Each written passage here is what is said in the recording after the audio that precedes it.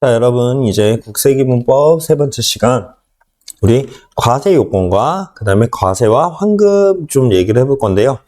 자, 첫 번째. 과세 요건이란요, 의의가 뭐냐면, 세금을 부과하는데 필요한 사항들이라는 거야. 그래서 요것들이 있어야 세금을 부과할 수 있다는 거죠. 자, 그러면 뭐가 있냐? 요건의 종류는 첫 번째가요. 납세 의무자가 있어야겠죠. 세금을 납부해야 될 의무자가 있어야 되는 거죠. 그다음에 두 번째가 우리 과세 물건이 있어야 되는 거야. 예를 들면 물건에 불과할 거냐, 행위에 불과할 거냐, 어떤 것에 불과할 거냐라는 거죠. 그렇죠? 그래서 보통 소득세 같은 경우는 소득에 부과한다라고 얘기를 하는 거지. 그러면 과세 표준은 뭐냐라는 것도 정해놔야죠.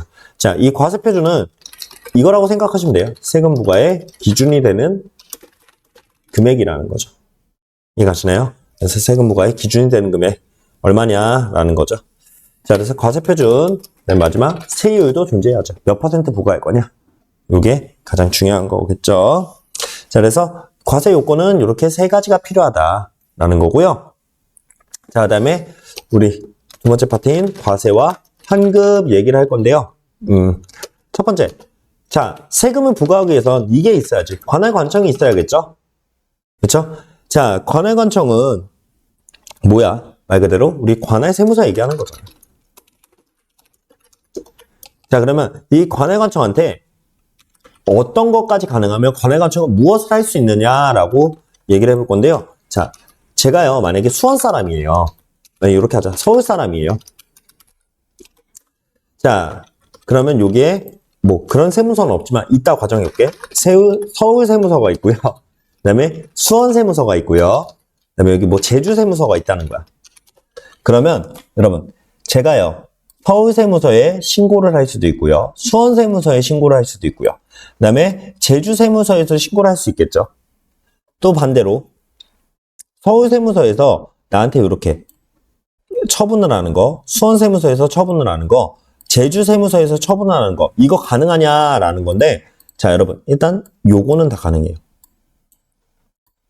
아이고, 이렇게. 제가 하는 건 다 가능해요. 저는 어디다가도 할 수 있는데, 서울 세무서, 내 관할 세무서가 하는 처분은 인정이 되지만, 내 관할 세무서가 아닌 다른 세무서에서 처분하는 건 아무것도 인정이 안 돼요. 즉, 나는 어디도 신고할 수 있지만, 처분은 내 관할 세무서만 할 수 있는 거야. 쉽게 얘기하면요, 도와주세요라고는 내가 누구한테도 얘기할 수 있잖아. 그렇죠? 근데 나를 혼내는 사람은 우리 아버지 어머니만 가능하다는 거죠. 뭐 이렇게 생각하셔도 좀 무방할 것 같다라는 거죠. 그래서 가볍게 좀 얘기를 해봤고요. 우리 이제 그러면 이런 과세를 하기 위해서 첫 번째 뭐 해야 돼? 신고를 하는 경우가 있겠지? 그래서 이 신고에 대해서 조금 구체적으로 좀 볼 건데요.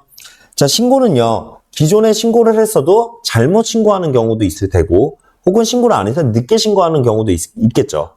그거에 관한 걸 좀 얘기를 할 건데, 자, 그거에 관해서 요 표만 보시면 될 것 같아요. 표 하나만 그려볼게요.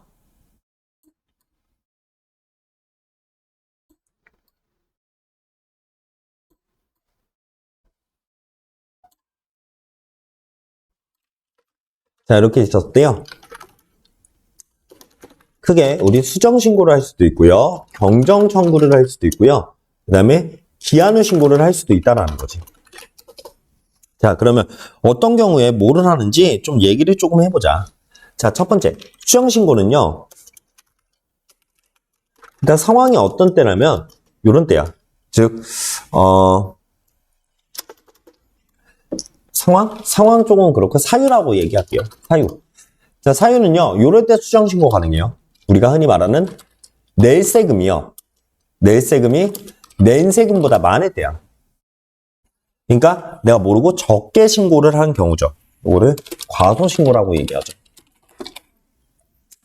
자, 과소신고 때는 나 더 내야 돼요. 이거 고쳐야 돼요. 라고 얘기를 해줘야겠죠. 그쵸? 이럴 때는 수정신고가 가능한 거고요. 그 다음에 아니면 두 번째로 이런 경우도 있겠죠.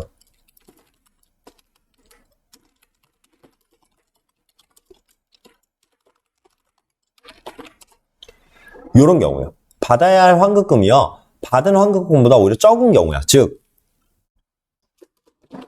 과다 환급을 받은 경우.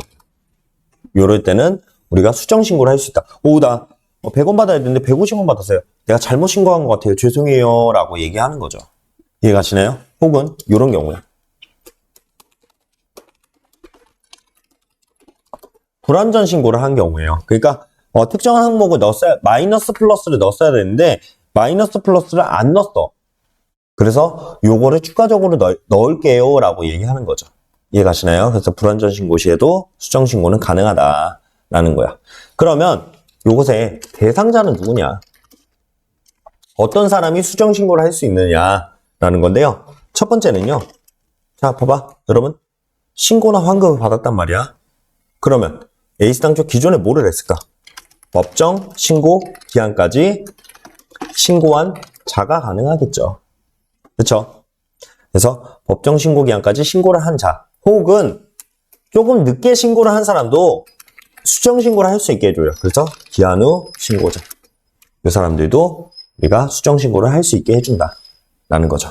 이해가시나요? 왜냐면 여러분 기한 후 신고 한 사람이요 완벽하게 딱 부러지게 신고를 할 수 있을까? 라고 했을 때 아닐 수도 있다는 거지. 그럼 그 사람들한테도 고칠 수 있는 기회는 줘야 될 거 아니야. 이해가시나요? 그러면 이런 수정 신고 언제까지 해야 되냐? 기한이요. 자, 이런 수정 신고는요. 세무서가 야, 너 잘못했어 라고 얘기하기 전까지는 할 수 있겠죠, 우리가. 그렇죠? 그래서 너 잘못했어 라고 얘기하기 전까지 우리가 스스로 이거 고칠게요 라고 얘기할 수 있는 거잖아. 즉 언제까지냐면 세무서의 과세관청의 결정, 정정, 통지 전까지 이때까지는 가능하다라는 거죠. 아시겠죠? 그래서 이 정도는 조금 알아두셔야 되고요. 그 다음에 물론 요거까지는 좀 알고 하자. 국세부가의 제척기간 내에 제척기간 내에서만 가능해요. 아시겠죠? 제척기간이라는 거는 나중에 제가 뒤쪽 가서 좀 설명을 드릴게요. 자세한 건 본 강의 참고하시면 될 것 같고요. 그 다음에 마지막 이렇게 수정신고를 하면 효력이 뭐가 있냐 라는 건데 어쨌든 내가 잘못했다고 먼저 얘기를 하는 거잖아. 그렇기 때문에 가산세를 감면해줘요. 가산세를 감면해준다. 자, 가산세는 어떻게 감면이 되냐라고 하면요. 여러분, 요 표를 좀 보시면 되는데 조금 길게 써야 될 것 같아.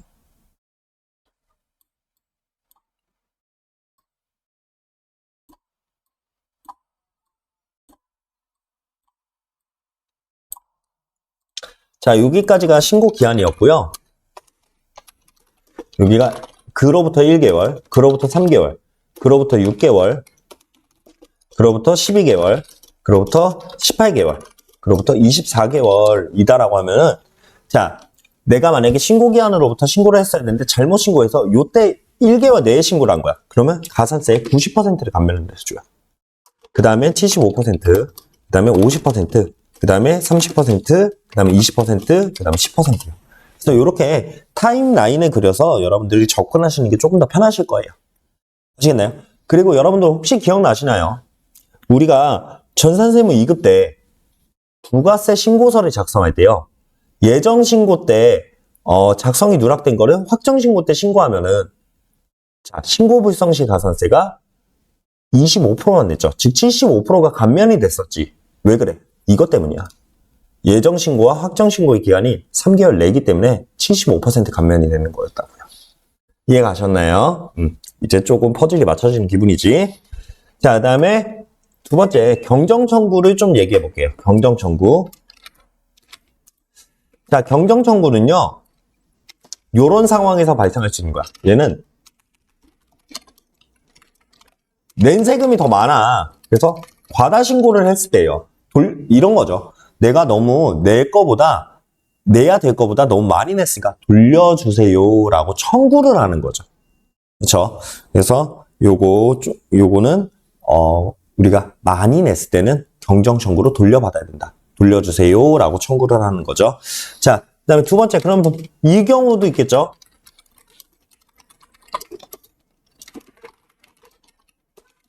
기억은 뭐야? 과소환급이 된 거예요. 더 주세요라고 얘기해야 될 거 아니야. 그렇지? 그러면 혹시 더 주실 수 있나요? 라고 청구를 하는 거죠. 그래서 경정 청구는 이렇게 된다라는 거예요. 아시겠죠? 이 경우에 할 수 있다. 자, 요거를 통상적 경정 청구라고 얘기하는데요. 사실 우리 시험 국세기본법상 규정에는요. 후발적 경정 청구도 있긴 해요. 하지만 다행히도 우리 시험에 나온 적은 없어.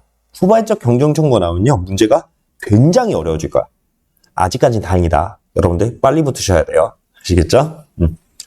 자, 그다음에 그러면 이런 경정 청구의 대상자는 누구야? 얘도 신고한 사람이잖아. 그쵸? 그래서 법정 신고 기한까지 신고한 자가 되겠죠? 이해가시나요? 그 다음에 두 번째는 이 사람들도 가능하다는 거죠. 늦게 신고했어도 많이 낼 수도 있으니까 이 사람들한테도 기회를 열어줘야겠지. 그렇죠? 그래서 기한후 신고전 가능하다. 자, 그러면 이런 경정 청구는 언제까지 할 수 있냐라고 하는데요. 보통 신고 기한으로부터요 5년 이내 할 수 있어요. 근데 만약에 요거는 어려운 내용이니까 내용만 조금 아시면요. 증액 경정으로 인해서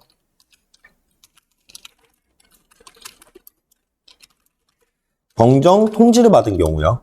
결정 경정 통지를 받은 경우는 우리는 이때만큼은요. 이렇게 하는 거야. 그 사유를 안 날로부터 90일 이내 이렇게 할 수 있는 경우도 있다라는 것만 알아두실게요. 자, 여러분 그러면 우리요. 지금 이제 돈 돌려주세요 라고 청구했잖아. 이렇게 청구하면 효력이 뭐가 발생하냐는 거죠.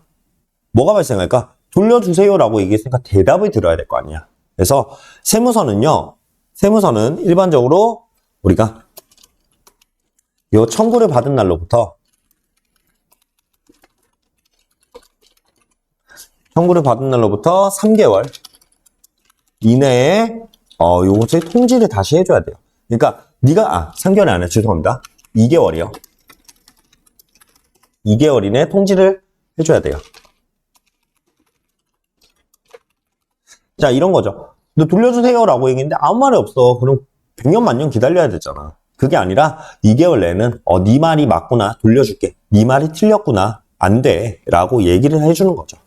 이해 가시나요? 그래서 통지를 2개월 이내 해줘야 된다. 되셨나요? 자, 그다음에 마지막 기한후 신고 얘기를 좀 해보면요. 자, 기한후 신고는 어떠한 사유에서 발생을 하는 거냐라고 하면 딱 하나밖에 없죠. 무신고한 거야. 즉 이런 거죠.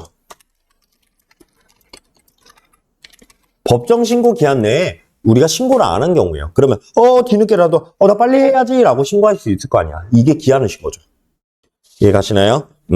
자, 그러면 무신고 시에는 기한후 신고가 가능하면 대상자는 이 사람들이죠. 무신고한 자. 이 사람들이 대상이 되겠죠. 그렇죠?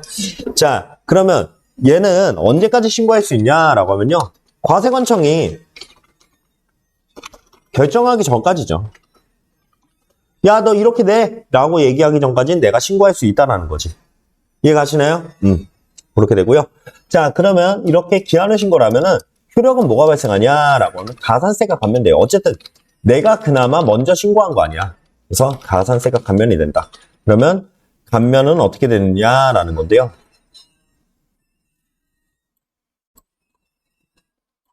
이렇게 되는 거죠.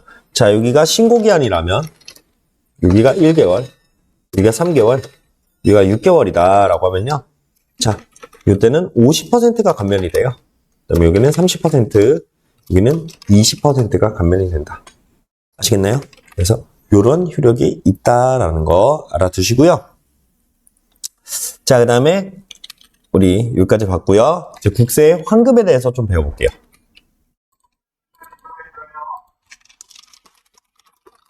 자, 우리가 신고를 했으면 납부를 하는 경우도 있겠지만 환급을 하는 경우도 있다라는 거죠. 그렇죠?